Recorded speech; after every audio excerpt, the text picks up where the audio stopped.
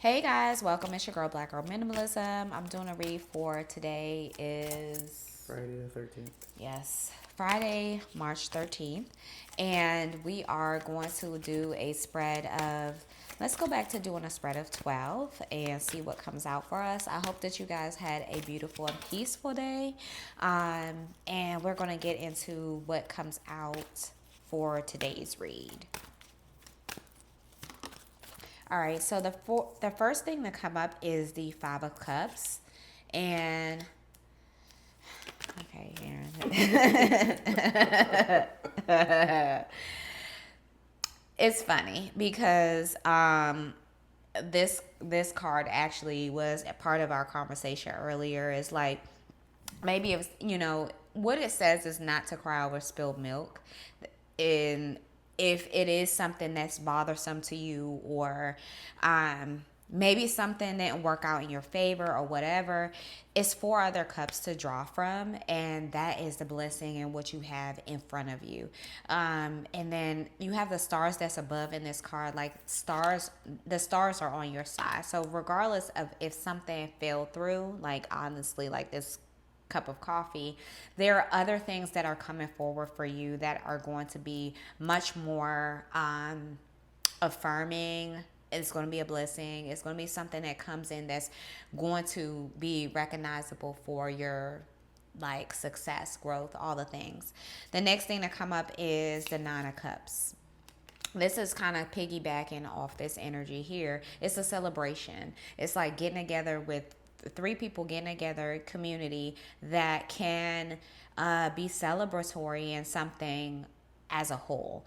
And this was a scene from the wedding, and it's so funny. I rewatched Clueless because I like to rewatch Clueless when I feel like I want to draw from certain scenes when I'm reading this particular deck to kind of see what the premise was of each scene. I do know it, but sometimes you want to recognize certain smaller details, and so that was that wedding scene when Cher caught the bouquet. And they kind of put the bet in the air of like whoever can catch it, we got 200 on it. So it's like maybe a celebration at a particular wedding or something along that line that's going to be coming forward. So we have the Four of Wands. This is like Amber. This is Amber and I can't remember his name. Elton on the dance floor, and it talks about music, something representing music, and a lot of communication behind it. The stars are also listed above. I didn't recognize that before. Above the musical notes are the stars. So we have the King of Pentacles. This is the matriarch of the family as it pertains to the paternal example.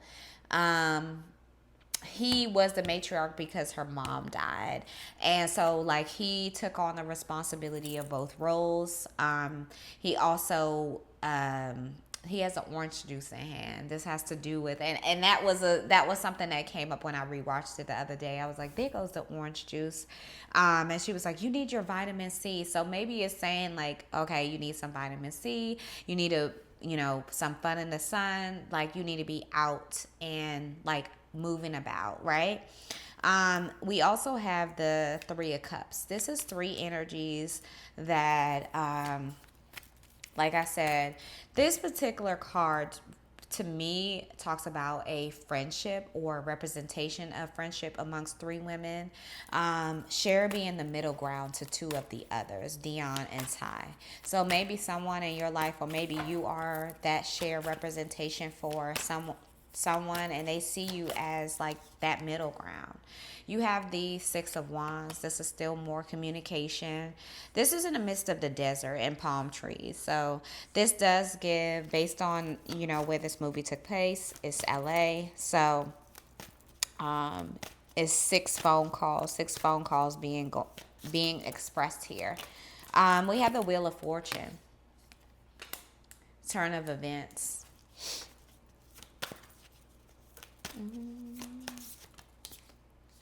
The Knight of Pentacles. This is Cher picking out her outfit. The Ace of Swords. This is a new idea.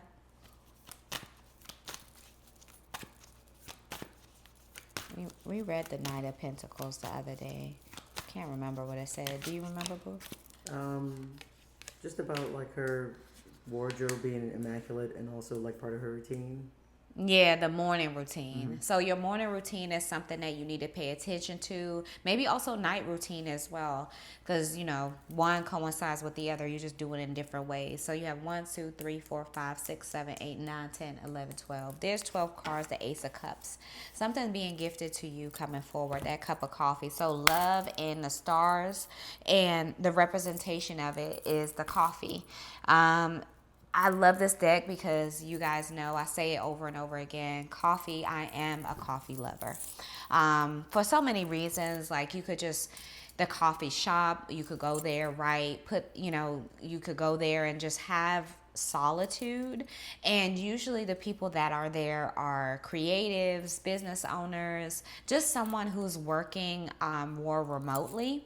So that representation of coffee is just a diaspora for so many people. So let's read the Ace of Cups. Ace of Cups right here talks about who's the cutie in the lunch line, and are they really looking this way? If you're worried your coffee cup run it over, don't stress. Um, it's a good thing because a new opportunity or new relationship is heading this way. You're not making it up. The potential you feel is deep down in your soul or whatever is for real. So there is newness coming forth if it pertains to relationship or opportunity that's going to foster a newness in your life. And I really feel like it's on the opportunity level because an Ace of Swords came forward, which has to do with ideas. So this has to be somewhere in the pertainment of I want to say finances, but also career. And maybe this has to do with all these different phone calls happening. And then you have the King of Pentacles, which talks about somebody at its highest level of representation as it pertains to family, leadership, and being able to be sustainable. I see that coming forth. And then you have the High Priestess energy. This talks about cleaning house and somebody who knows how to clean house in a way that's going to keep things in order. You have the stars and the moon coming forward. So we are going into a spring equinox on the 20th. We're ending the retrograde at the same time. So this might be towards the equinox time that these things are going to come forward and really take you to the next level up. For some reason with this High Priestess, I see the fleur-de-lis in here, and maybe that is represented in what energy is coming forth as far as this what's her name? Lucy. Is it Lucy? Okay, so the High Priestess.